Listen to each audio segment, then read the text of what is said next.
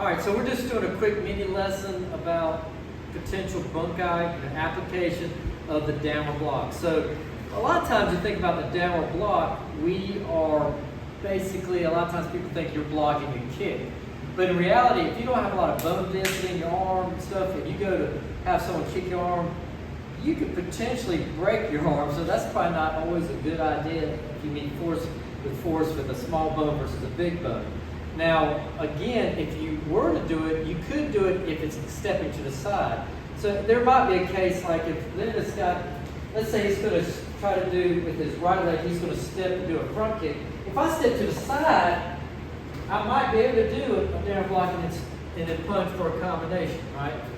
But in reality, I'll probably, if he kicks, I'm probably going to be like just stepping out of the way and twirling up and turning, protecting my vital areas.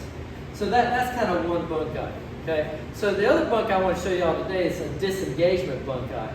So let's pretend I'm over here where we'll do it like if I'm just standing here, imagine you're in a kata, it could be a horse riding stance, and he's gonna take his left arm and he's gonna grab my left arm right there. So if this is in a kata, for example, I would do a disengagement. I would step here, augmenting my hand here. At the same time, I'm going to spread my hand here. There's a weak opening here, and I'm going to push and pull, so to speak, and pull away right there. Now this hand's already augmented. Now I can grab here for another push and pull, and I'm going to step forward and push and pull and punch him here. So I'm adding the push and pull force here, but I've also used the push and pull from right here, spread right here, and I can step forward at that point, grab, step forward, and punch, just like you do in the kata. Now, if it's a regular self-defense, I'd just be hanging out. He could just, let's say he grabs with the opposite arm this time here. It's the same thing. I might step up here, block, and step forward and punch. Right? And then at that point, I'm doing different combinations as I need to.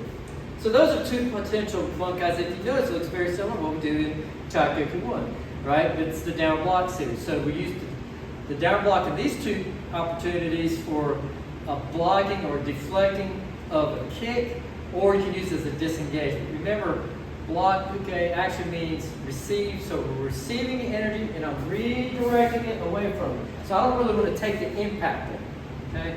So I hope that makes a little sense. Thank you very much.